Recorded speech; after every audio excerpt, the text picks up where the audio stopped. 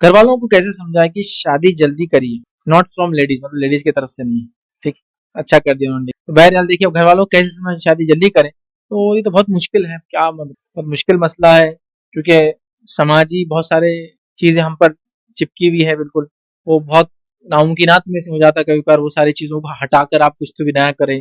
کیونکہ آپ شادی جلدی بول رہے ہیں تو میرے کو آپ سے مسئلہ پوچھنا پڑے گا, آپ کو بہنیں کتنی ہیں, پھر آپ بولیں گے 2 بہنیں, تو پھر ان کی شادی ہوئی, کیونکہ ہم نے بہت سارے مسائل لاگو کر دیے نا شادیوں کے چکر میں. تو اب یہ سب شادی جلدی کرو, آپ بولے تو آپ کی عمر کتنی ہے, تو میری عمر تو ابھی جو 20-21 سال ہے, تو نہیں آپ تو شادی ابھی 25 سال تک تو کر ہی نہیں سکتے, تو ابھی تو آپ کو ویٹ ہی کرنا, ٹھیک.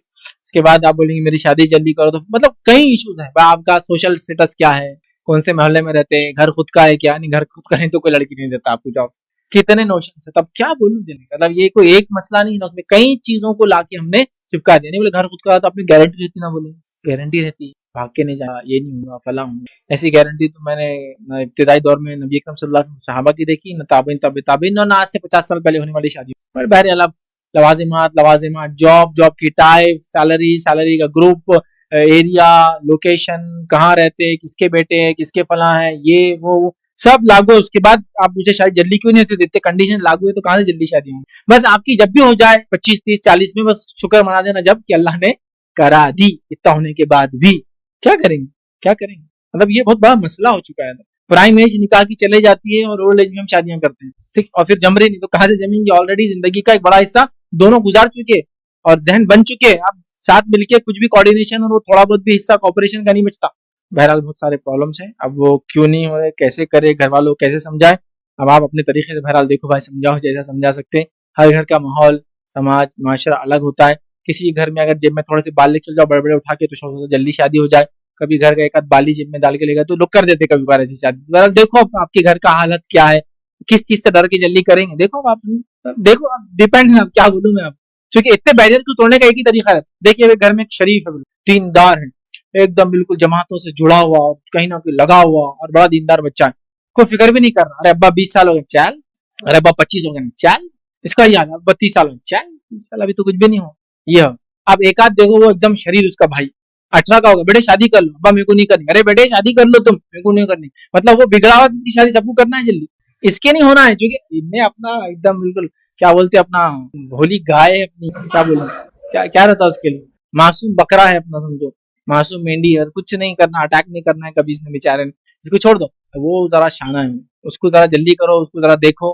تو ایسا ہو رہا ہے کہ اس کی 25 ہے, اس کی 20 ہے, دونوں کر دو. بولے ابھی نہیں بولتا 5 سال میں کو رگڑا ہے, اس کی 20 سال میں ہو رہی, نہیں بیٹے وہ ذرا اس کا مسئلہ. تو اب یہ بھی پرابلم ہے. تو کبھی اگر لائن کو توڑنا ہے تو دیکھو آپ کیسے توڑ سکتے. اب میں تو بتا دیا حل, تھوڑے بہت بال ہے, بالی ہے, اور بھی کچھ ہو سکتا ہے میرا, جیسے ڈر کے خوف کھا کے جلدی سے ہو جائے. ہمارے ایک دوست تھے, ان شادی کا ارادہ کیا, وہ کر ہی نہیں چلے. تو میں نے بولا دیکھو ایک کام کرو, اس زمانے میں ویب سائٹ, شروع کی بات ہے, کالج میں ایک ویب سائٹ تھی, وہاں تم فارم فل کرو. تو کیا ہوتا ہے, ریزیوم آتے تھے, فزیکل آتے تھے پہلے اس زمانے میں, مطلب ریزیومس گھر پہ آتے تھے. تو 2-4 ریزیوم آ گئے, تو گھر والوں نے جلدی شادی کر دی.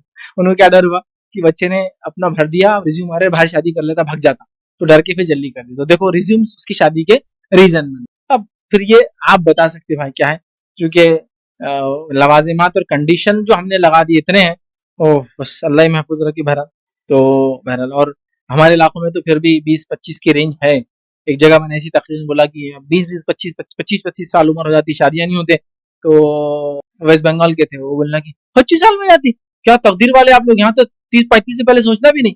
میرے کو پھر اللہ کا شکر ادا کیا میں نے کہ مہاراشٹر کے لوگ بہت اچھے ہیں, 30-25 تک ہو جا رہی. یہ بیچارے ہمارے بھائی تو 30 تک 35 تک چلے جا رہے ہیں, کیا بولیں گے. بہرحال یہ لڑکا بھی نہیں کماتا, لڑکی بھی نہیں کماتا, دونوں کی شادی نہیں کر رہے. دونوں کو کھلاتا کون ہے؟ اللہ چھوڑ کر بات کرنا, اللہ تو ہے ہی, وہ سب سے اول. لیکن دنیا کے اعتبار سے کون اس کا وسیلہ بنا ہے, ضرورت بنا ہے, کون؟ والدین. تو میرا یہی کوشچن ہے, آپ دونوں ہی خرچہ کرو, شادی کر دو, لیکن برائی سے تو بچیں گے نا. خرچہ آپ آدھا دے دو, آپ آدھا دے دو, برائی سے تو بچیں گے. اگر یہ سوچ کے انشاءاللہ نکاح ہوں گے نا, تو آپ دیکھیے پھر سماج میں خیر و برکت نظر آئیں گی. اور ہمارے نکاح لیٹ ہونے سے آپ کو پتا ہے کیا ہو رہا ہے؟ آپ کو پتا ہے ہمارا جو اگلی نسل کا ڈیوریشن ہے بڑھتا جا رہا ہے. مطلب ہمارے پاس ہوتا یہ کہ ایک انسان 50-55 تک جانے تک اس کا بچہ 18-19 سال کا ہو رہا ہے, جبکہ ہونا یہ چاہیے کہ آدمی 40 سال کا ہونے تک 20 سال کا دوسرا بچہ اس کا بیٹا کھڑا رہا ہے اس کے بھی. تو ایک نسل کا ڈیوریشن کم ہوگا تو یہ عمر رسید آدمی اپنی ایک نسل کو ذمہ داری دے کر آگے بڑھ کے سماجی خدمت کر سکتا ہے, سوشل ورک کر سکتا ہے نا, کچھ سوچ سکتا ہے.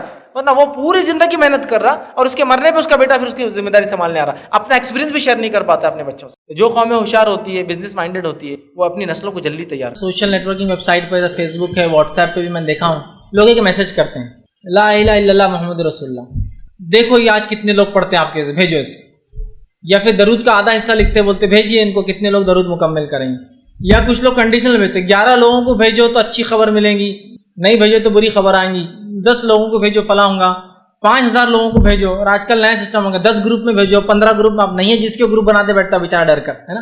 تو یہ کئی زمانے سے چلا آ رہا ہے. یاد رکھیں کسی بھی ذکر کو اس طرح سے وہ کرنا کہ کسی کو مجبور کر کے کہنا کہ آگے بڑھاؤ یا آگے بھیجو آگے کریں گے، یہ سنت سے ثابت نہیں ہے. یاد رکھیں نبی اکرم صلی اللہ علیہ وسلم نے صحابہ کو ذکر سکھائے، لیکن کبھی بھی یہ نہیں کہا کہ اس کو اتنا آگے بڑھاؤ نہیں تو تم کو فلاں ہوں گا یا اتنے بار کرو. اور کچھ ہی ایسے ذکر اسلام ہے جن کو انگلیوں پر گنا جا سکتا ہے، اس کی تعداد ہے، 10 بار یہ پڑھنا ہے، 10 بار شام میں صبح درود پڑھنا ہے، 33 مرتبہ وہ پڑھنا ہے، اسے بہت کم درود ہے. یاد رکھیں یا 100 مرتبہ کی گنتی آتی ہے، لیکن اس کے علاوہ مخصوص نہیں کیا آپ نے کسی گنتی کو.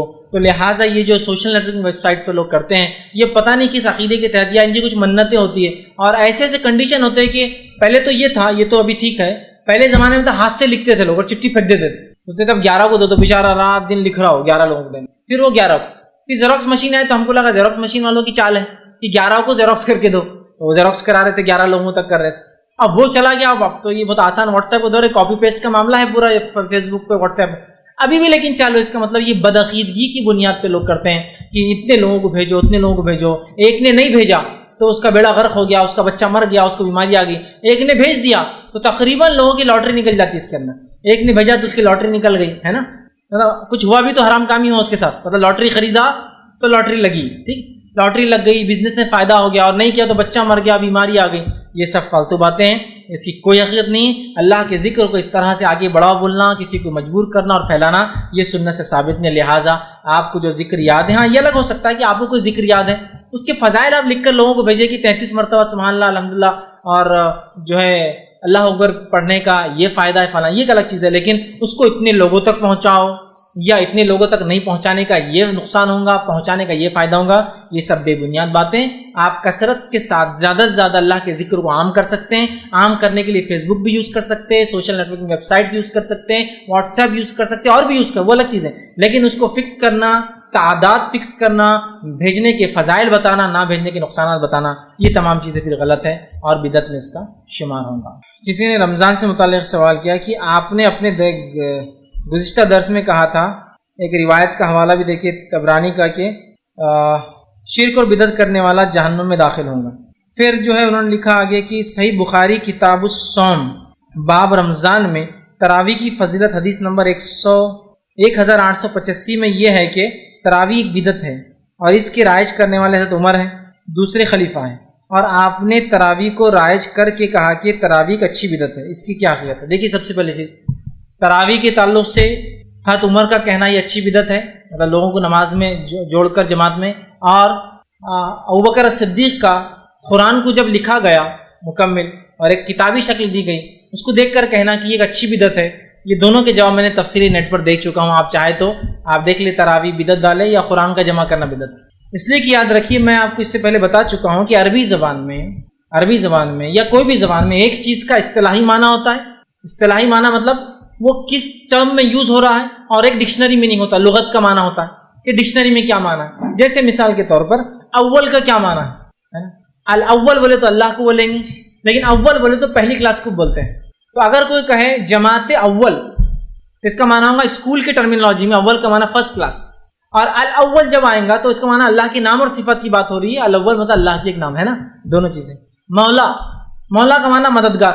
اگر میں کہوں کہ اس مولا نے میری مدد کی، نام کے ساتھ مولا علی نے میری مدد کی، اس کا معنی ہوگا علی جو کہ غلام ہے اس نے میری مدد کی. مولا کہتے ہیں مددگار کو یا غلام کو عربی زبان. اور اگر میں کہوں میرے مولا نے میری مدد کر دی اور میرا بڑا پار کر دیا، تو اس کا مطلب میرے رب نے جو کہ مددگار ہے وہ بھی مولا ہے. مددگار کو کہتے ہیں مولا، اس نے بیڑا پار. تو دیکھیں ایک ہے ٹرمینالوجیکل میننگ کس اصطلاح میں ہوتا ہے، اور ایک ہوتا ہے ڈکشنری میننگ.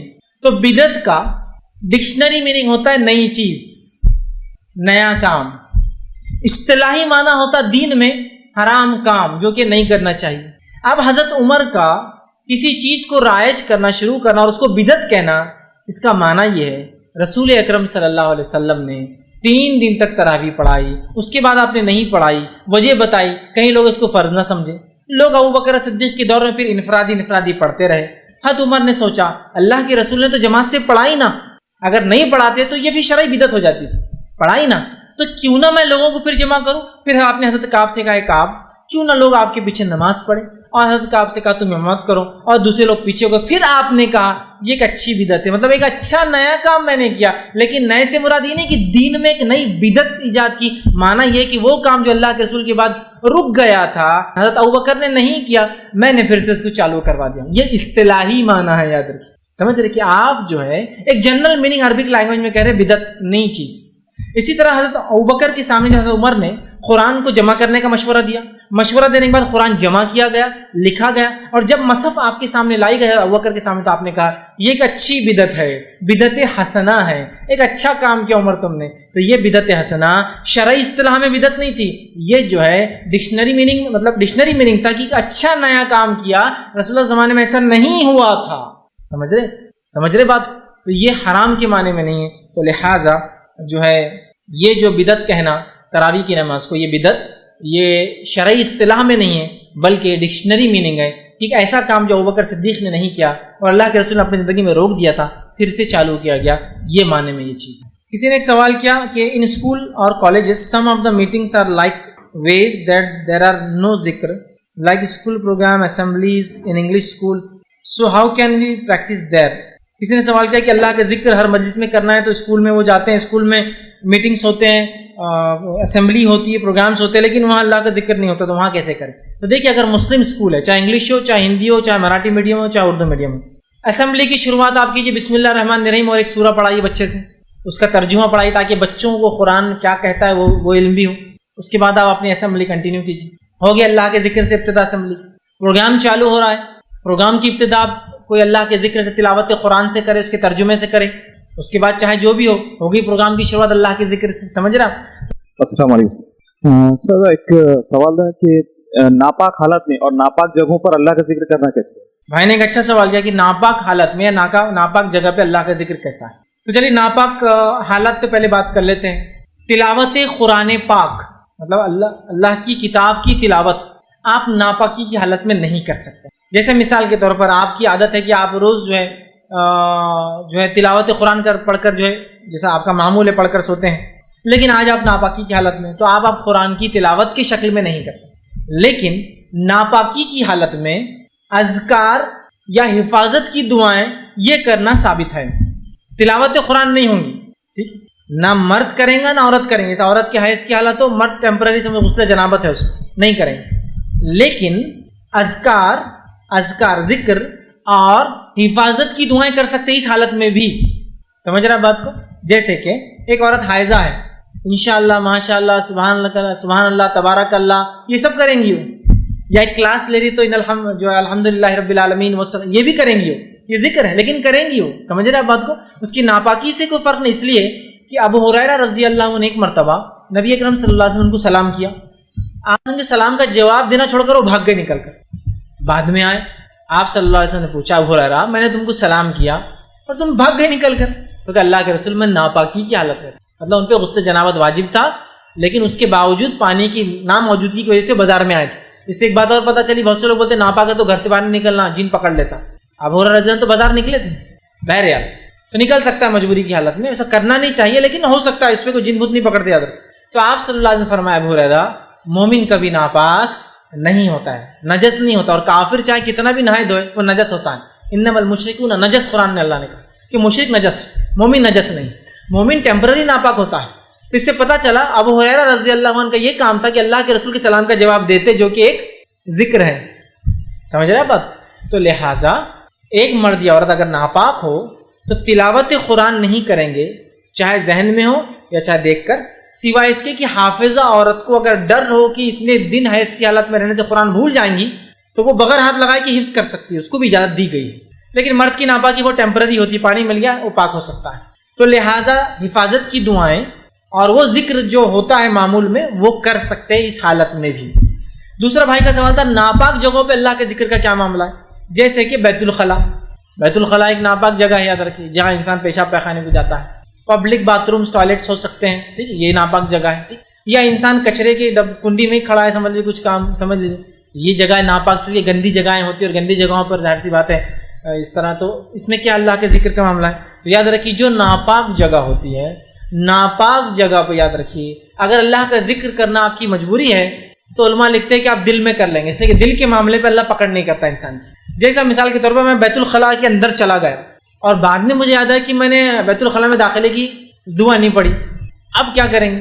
اب اندر تو آپ پڑھ نہیں سکتے اللہ کا ذکر، تو یہاں علماء لکھتے ہیں کہ پھر وہ دل میں پڑھ لیں ایسے، لیکن ہمیشہ نہیں کرنا چاہیے۔ لیکن اگر ہو گیا اب اس کو کرنا ہے، ملامت ہوتی نا آدمی کو میں نے غلط کیا، تو دل میں پڑھ لے، اس لیے کہ دل کے معاملے پہ اللہ پکڑ نہیں کرتا انسان کی، سمجھ رہے آپ؟ تو لہٰذا اللہم انی اعوذ بک من الخبث والخبائث دل میں پڑھ لیا اس نے، سمجھ رہے آپ بات؟ تو یہ ہو سکتا ہے۔ تو ایسی ناپاک جگہ جہاں آپ مجبور کر دی جائے دعا کے لیے یا ضروری ہو آپ کے لیے وہ کرنا، تو پھر آپ کیا کریں؟ وہاں علماء لکھتے ہیں کہ آپ دل میں اس کا ذکر کر لیں، ورنہ عمومی طور پر وہاں ذکر نہ کریں، چونکہ ناپاک جگہوں پہ آپ تھوڑی دیر ہوتے ہیں وہاں سے نکل جاتے ہیں۔ تو اگر آپ ناپاکی کی حالت میں ہوں تو حفاظت کی دعائیں اور عمومی ذکر آپ کر سکتے ہیں۔ ناپاک جگہوں پر مجبور کر دی جائے تو آپ دل میں جو ہے پھر اس کا جو اللہ کا دل میں ذکر کرے، اس لیے کہ اللہ خفیہ دل میں ذکر کو بھی سنتا ہے، ذکر کا معاملہ ایسا ہی ہے، تو آپ پھر دل میں ذکر کرے گا۔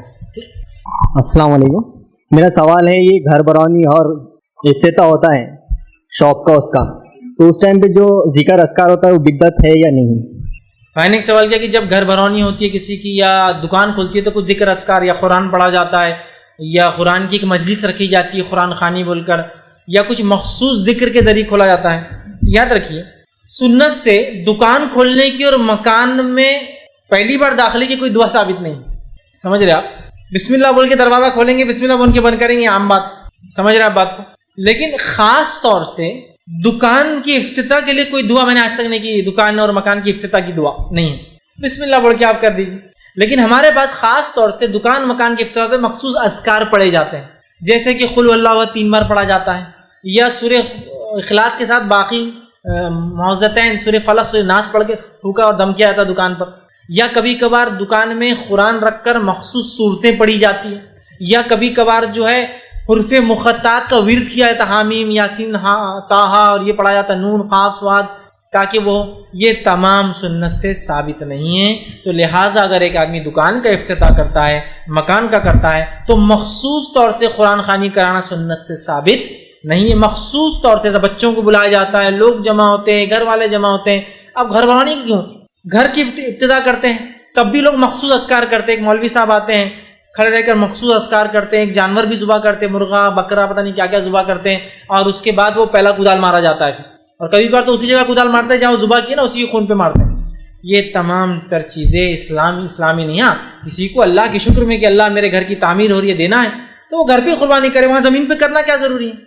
لیکن وہ ایک بدعقیدگی کے تحت کی جاتی ہے کہ وہ زمین کے اوپر جو رہنے والے شیاطین ہیں، جن ہیں، وہ خوش ہو جائے اور ہم کو تکلیف نہ دے، اس لیے کہ نیا گھر بھگ مانگتا ہے، جان مانگتا ہے، نئی دکان جان مانگتی ہے، نئی گاڑی بھگ مانگتی ہے، تو انڈا رکھتے گاڑی کے نیچے، لیمو رکھتے ہیں تاکہ پہلی بار اس پہ چلے جانا، یا مرغی ذبح کرتے، یہ سب بیکار ہے۔ تو لہٰذا مکان کی اور دکان کی افتتاح کے لیے خاص کوئی دعا میں نے تو آج تک نہیں دیکھی اور ثابت نہیں ہے۔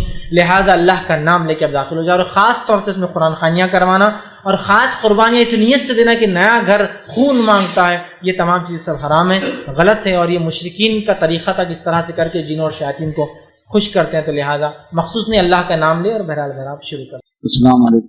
نا سمندر کی دھاتی برابر گناہ ہوتے ہیں، اس کا اکثر سمندر کی دھاتی برابر گناہ معاف ہوتے بول رہا ہے اپنی، اس کا اکثر میں نے ایک سوال کیا، جو میں نے ایک حدیث رکھی جس میں آپ صلی اللہ علیہ وسلم نے فرمایا کہ جو اللہ کا ذکر کرتا ہے اور خاص طور سے نماز کے بعد جو شخص جو ہے 33 مرتبہ سبحان اللہ، 33 مرتبہ الحمدللہ، 33 مرتبہ اللہ اکبر، اور آخر میں کہتا ہے لا الہ الا اللہ وحدہ لا شریک لہ لہ الملک وله الحمد وهو على كل شيء قدیر، اس کے اگر گناہ سمندر کے جھاگ برابر بھی ہو تو معاف کر دیے جاتے ہیں۔ اس کا کیا معنی ہے؟ تو یاد رکھیے جتنی بھی ایسی حدیث اور اس قسم کی حدیثیں آتی ہے جس میں کثرت سے گناہوں کی معافی کا تذکرہ آتا ہے، جیسا کہ نماز پڑھنے سے گناہ معاف ہو جاتے ہیں، وضو کرنے سے گناہ نکل جاتے ہیں، اللہ کے ذکر کرنے سے گناہ معاف ہوتے ہیں، یہ تمام وہ گناہ ہوتے ہیں جو گناہ صغیرہ ہوتے ہیں۔ تو اس حدیث کا یہ معنی ہوا کہ ایک انسان اگر بہت کثرت سے بھی اس سے گناہ صغیرہ اگر ہو جاتے ہیں اور اگر اللہ کی یہ تسبیح پڑھ لیتا ہے تو انشاءاللہ اس کے وہ گناہ صغیرہ معاف ہو جائیں گے، اس لیے کہ گناہ کبیرہ بغیر توبہ کے معاف نہیں ہوتے ہیں۔ تو لہٰذا اس حدیث کا یہ معنی ہے کہ اگر ایک انسان نے ایک نماز سے دوسری نماز تک کثرت سے بھی اگر گناہ صغیرہ کر لی، جو کہ ہو جاتے ہیں، ہے نا. چلتے پھرتے جانوروں کو تکلیف پہنچ گئی, انسانوں کو تکلیف پہنچ گئی, نہ چاہتے ہوئے آپ نے کسی کو نقصان پہنچا دیا, آپ ایسے کھڑے ہوئے کہ وہ آدمی گر گیا یا کچھ بھی ہو, آپ نے تھوکا کسی پہ, کچھ بھی ہو سکتا جو نہ چاہتے ہوئے آپ نے کیا, یہ سب گناہ صغیرہ ہے. تو لہٰذا اگر ایسے کوئی بھی گناہ صغیرہ کتنے بھی کثرت سے ہو تو ایک نماز سے آپ دوسری نماز کو آئیں گے, پھر یہ ذکر کریں گے, انشاءاللہ وہ گناہ اللہ معاف کر دیں گا. لیکن سمندر کے جھاگ کے برابر گناہ سے ہرگز مراد نہیں کہ ہر گناہ,